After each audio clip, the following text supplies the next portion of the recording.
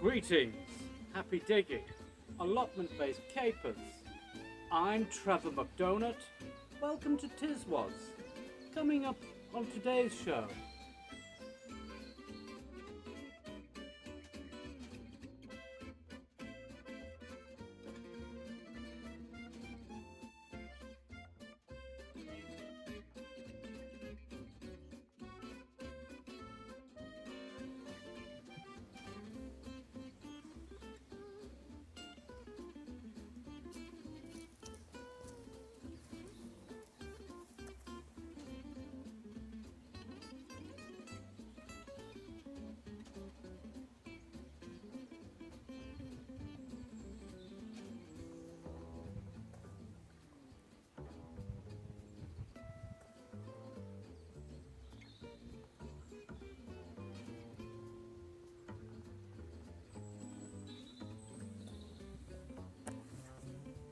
Sun is shining.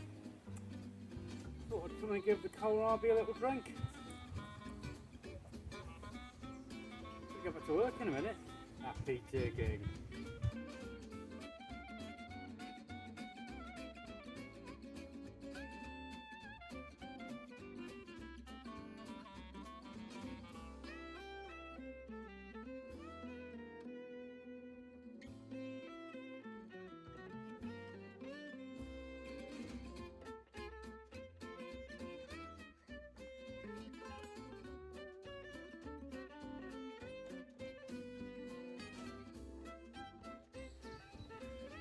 Happy digging.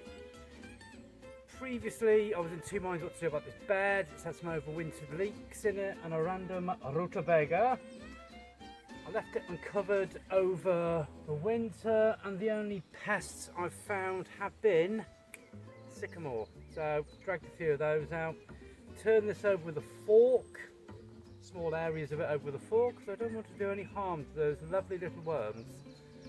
I've decided the few glass jam corn that I've already got, like this one, I'm going to stick them in the ground reasonably close together.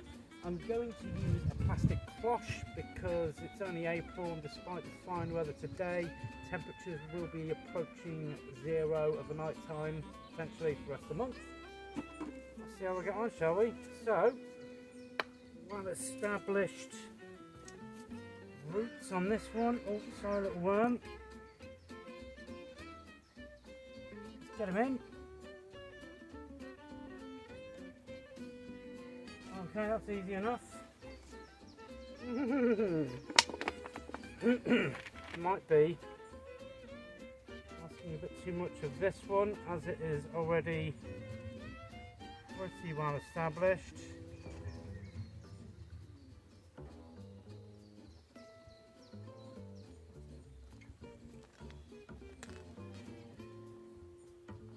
Bit of a tight fit that. Fortunately the other plants I've got aren't quite as big. He says, picked up the next biggest one. Maybe the plastic cloches I've made out of pop bottles are better suited to more junior members of this particular crop. Happy digging.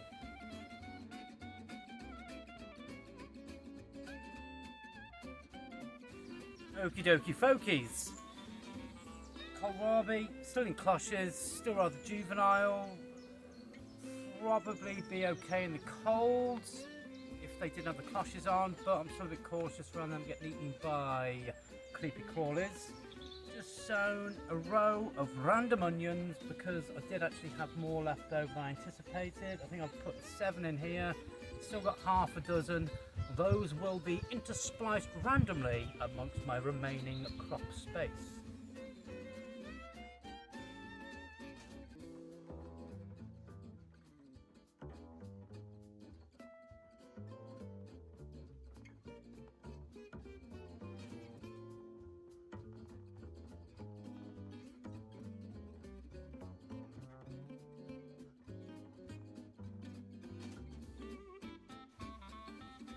Taking a bit of a gamble with my leeks. I planted them in very shallow modules, which is, I've learned the hard way, not the right way to do it, so they're really struggling.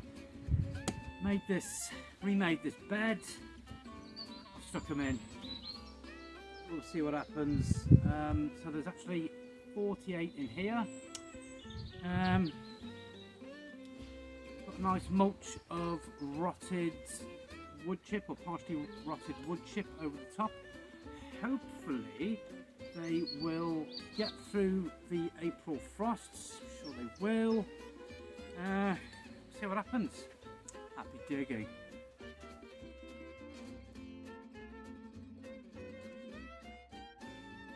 Continuing with our reports from Greater Manchester, it would appear that leggy broad beans have indeed been planted in this fresh bed. This reporter recommends maybe staking them in somewhat with some cotton string. Back to the studio.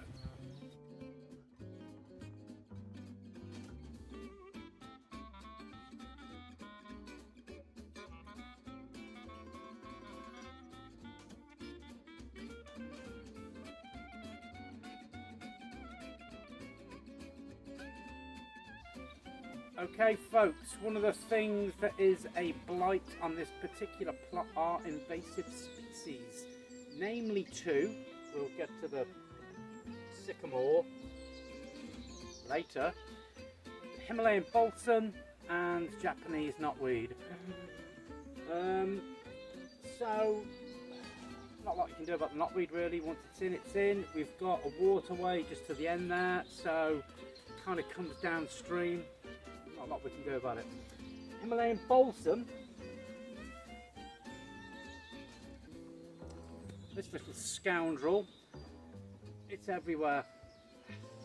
I'm not a fan of using any pesticides, any herbicides, anything like that, because it's largely toxic. I appreciate there's probably some organic measures you can take. With regards to the balsam, I keep plucking it. Balsam's coming in from here. I'm going to put a finer mesh net up against this wire to try and stop as many of the spores and seed blowing in, but those in the know will know that Himalayan balsam, when it's ready to seed, the seed pods kind of coil up nice and tight, and then you brush past it and it goes off like a scatter gun. Gets everywhere. My advice is just pick it up and dispose of it as best you can. You just got to be a bit vigilant with it. The knotweed, which is a royal pain in the backside.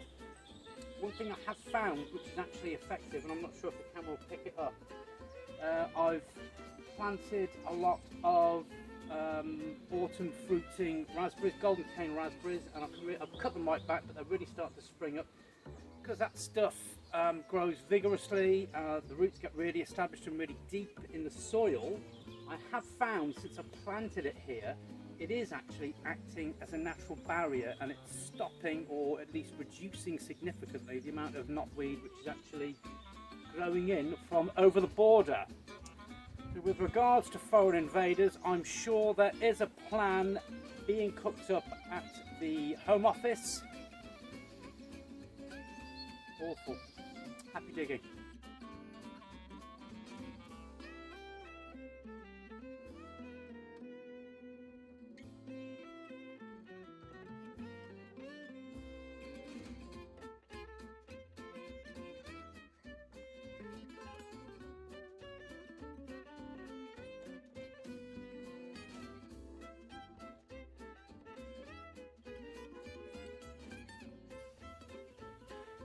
Finally got round to actually making some space in here.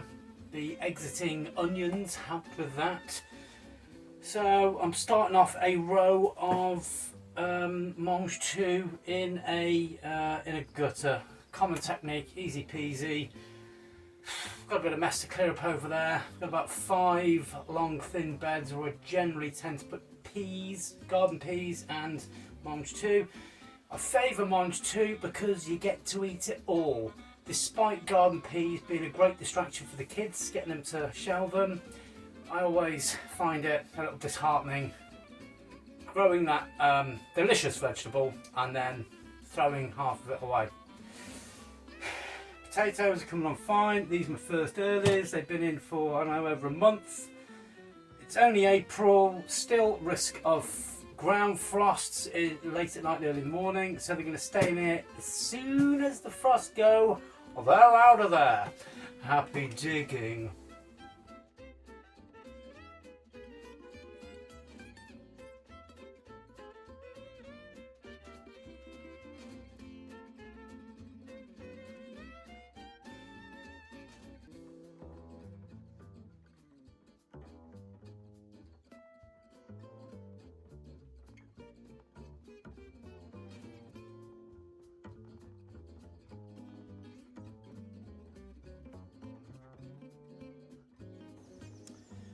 Good evening. Thus concludes another episode of Happy Digging, allotment-based capers. I've been Sir Trevor McDonut. Remember to like, comment and subscribe. Happy digging!